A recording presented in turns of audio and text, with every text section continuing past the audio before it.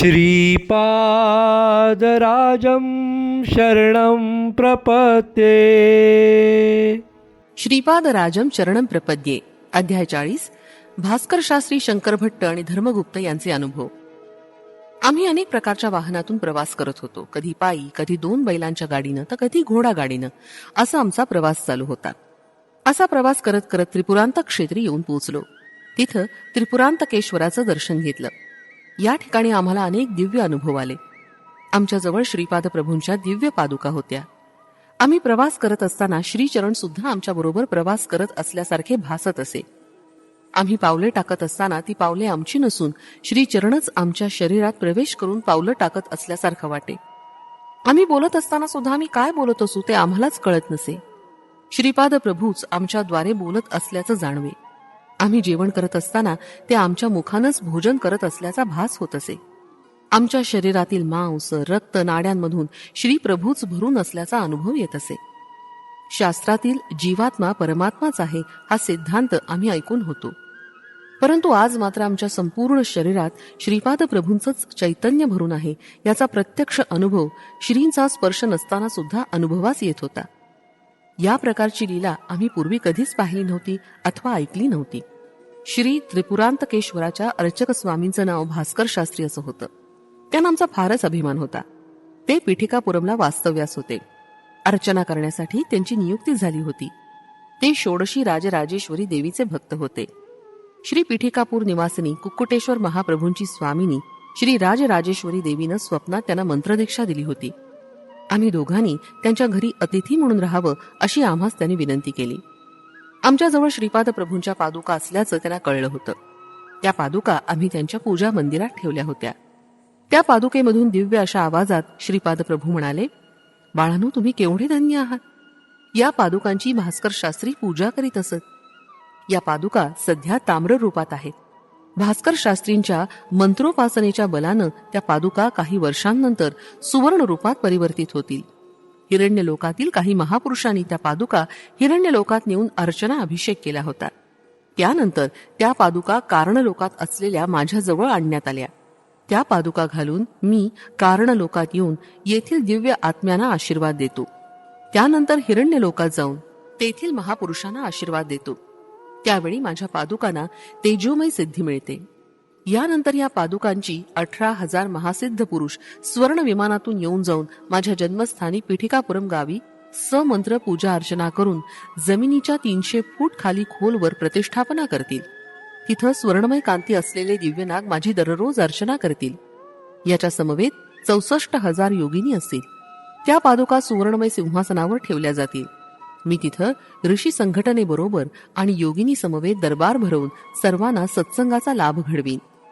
या भूमीला संलग्न असलेले परंतु अदृश्य आणि अगोचर असलेलं अजून एक स्वर्ण पीठिकापुरम आहे. हे योगदृष्टी असलेल्या भक्तांनाच अनुभवता येतं. माझ्या सुवर्ण पादुका ज्या ठिकाणी प्रतिष्ठापित होणार आहे त्या ठिकाणीच पीठिकापुरम प्रतिष्ठापित होईल. त्यासाठी तुम्ही सर्वजण अत्यंत आनंदात राहा. भविष्यात अनेक चित्रविचित्र घटना घडणार आहेत. माझ्या महासंस्थानात पादुकांच्या दर्शनासाठी भक्तगणांची मुंग्यांसारखी रांग लागेल. ही देववाणी ऐकून आम्ही अत्यंत आश्चर्यचकित झालो. अंगावर रोमांच दाटले. नेत्रातून अश्रुपात होऊ लागला. अशा स्थितीत आम्ही किती वेळ होतो ते कुणालाच कळालं नाही. श्री भास्कर शास्त्री षोडशी राजराजेश्वरीचे परमश्रेष्ठ भक्त होते. मी त्यांना राजराजेश्वरी देवीच्या वैभवाबद्दल विवरण करून सांगण्याची विनंती केली. श्री राजराजेश्वरी देवी विवेकाची खाण. ते म्हणाले, हे बंधूनो, राजराजेश्वरी चैतन्याचा विचार करणारे तुमचं मन यापुढं विशाल सीमा ओलांडून पलीकडे जाणार आहे. राजराजेश्वरीच्या शुद्ध आचरणानं आपलं सर्वसाधारण मन मेधाशक्तीत परावर्तित होईल. तसंच आपली बुद्धी विवेकपूर्ण होण्यासाठी ती महामाता आपणास सहाय्य करेल. आपल्या संकुचित वृत्तीचं निर्मूलन करून विशाल दृष्टी प्रदान करेल. साधारणपणे शक्ती आणि विवेक एकाच व्यक्तीत एकत्रित दिसत नाहीत. परंतु राजराजेश्वरी देवीचा अनुग्रह झाल्यावर शक्ती आणि विवेक दोन्ही एकाच व्यक्तीमध्ये नांदतात. दिव्य चैतन्याची अनेक रूपं असतात. ती समजण्याची बुद्धी या देवीकडून आपल्याला प्राप्त होते.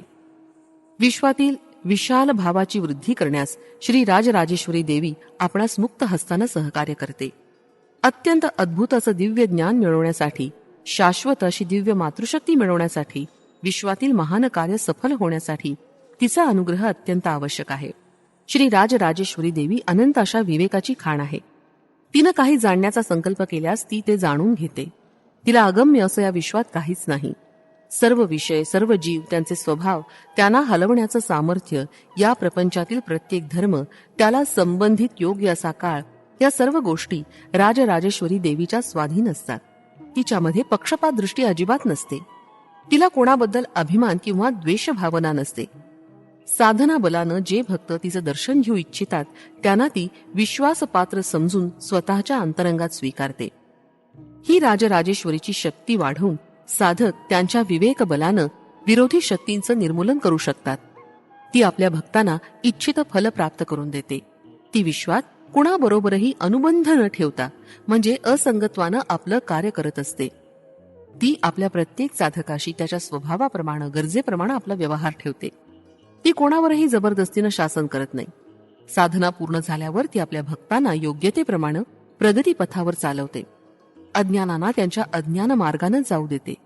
त्या मार्गानं जाणाऱ्या भक्तांचं पालन पोषण करून त्यांच्या अपराधांबद्दल त्यांना क्षमा करते. ते चांगले वागोत अथवा वाईट वागोत, ती त्यांच्याकडे दुर्लक्ष करते. तिची करुणा अनंत आहे. ती या संसार रूपी सागरातून तारून नेणारी आहे. तिच्या दृष्टीनं अखिल जगतातील सारे मानव प्राणी तिला अपत्याप्रमाणे आहेत. राक्षस, असुर, पिशाच या सर्वांनाच ती आपल्या मुलांप्रमाणे वागवते. तिला कितीही दया आली तरी तिचा विवेक जागृतच असतो. परमात्म्यानं आज्ञा पिलेला मार्ग ती कोणत्याही परिस्थितीत सोडत नाही.